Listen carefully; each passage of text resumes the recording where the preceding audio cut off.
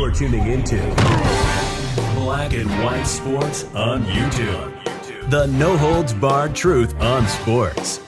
The main event starts now. I'm back. Rudrance for Black and White Sports 2. Well, let's talk a little bit about Kevin Nash. And, of course, it's been a rough last few months for Kevin Nash. Now, as wrestling fans, we all lost Scott Hall, right? But, of course, Kevin Nash, that was basically his best friend, right? And then coming after that, of course, Kevin Nash loses his son. And so, as you can imagine, that's been real rough for him. I'm sure you can tell it's knocked a hole in him pretty good. Now, he's involved in a podcast called Kliq This. Of course, a member of the Kliq, the NWO, and wrestling fans all over the world adore Kevin Nash. And so he made some comments on that podcast the other day, and the comments were troubling. You know, a lot of people started worrying. And just first and foremost, you know, our thoughts and prayers go out to Kevin Nash. You know, hang in there. It sucks. I've lost two brothers, lost my dad back in April, and a lot of death, you know. It totally sucks.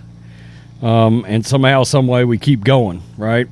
So anyway, the police did go out and check on Kevin Nash after his comments the other day because they were concerning. This is Larry Brown Sports, and I did watch the podcast, and it caught me off guard when he dropped those comments as well. I was like, oh, no. You know, then maybe I hope this isn't taking a turn like we think.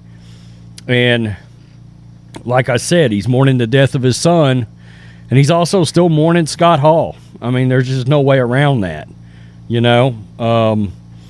Kevin Nash has been mourning the death of his son for more than 3 months now. The WWE legend made some troubling comments this week that led the police to reach out to him.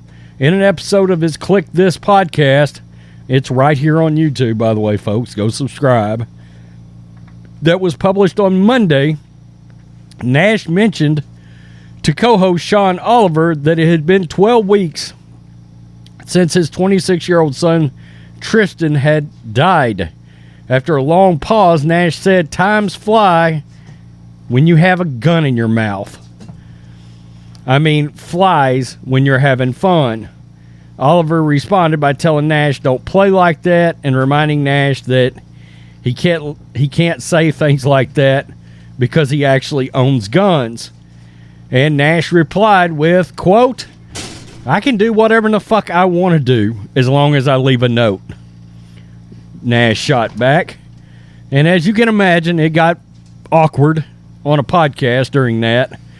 According to TMZ, deputies for Volusia County Sheriff's Office in Daytona Beach, Florida, reached out to Nash to make sure he was not having suicidal thoughts. Nash assured the police that he had no intention of harming himself. Officers also felt Nash was in good condition when they checked on him at his home. Physically, the dude's still in phenomenal shape.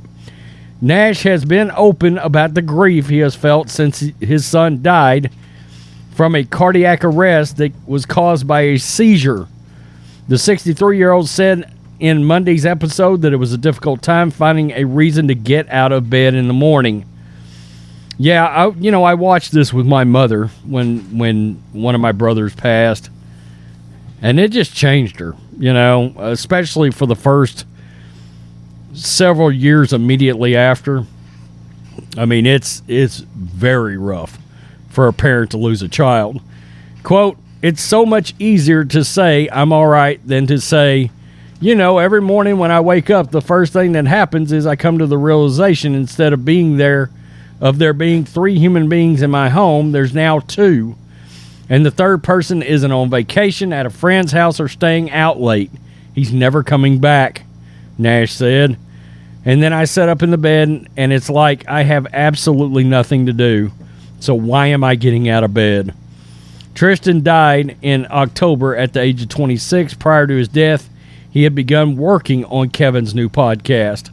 Nash took to Twitter last month to urge fans to help him achieve a goal with the podcast that was important to his son. Nash is a WWE Hall of Famer, and he was well known for being part of the NWO. So, pretty jarring, pretty understandable, I think. I am glad that somebody went out there and checked in on him. And, I don't watch wrestling like I used to. I do try to watch some AEW every now and then. I think the WWE's product is just horrifically awful now. It's unwatchable. But Nash was very much involved, especially back in what I consider to be the real, the peak of wrestling, when it was the Monday Night Wars, Raw versus Nitro, the NWO versus, of course, as a television product, the NWO and Goldberg and Jericho, and versus the rise of Vince McMahon and two guys that would go on to become legend in Stone Cold Steve Austin and The Rock. Phenomenal television, And I remember watching the pay-per-view the day that Owen Hart fell from the rafters at that arena. I was watching that pay-per-view. I'll never forget Jeff Jarrett giving a interview right after it happened, and Jeff Jarrett's crying, but they went on with the show. Easier said than done sometimes, I think. So anyway, thoughts and prayers go out to Kevin Nash. Man, that's something else. Peace. I'm out. Till next time. Black and White Network supporters, make sure you go over and check out the Black and White Network merchandise store. 25% off USA First. 25% off USA First. Go now. Thanks for watching the show. Be sure to like, comment, and subscribe. Be sure to tune in next time on Black and White Sports.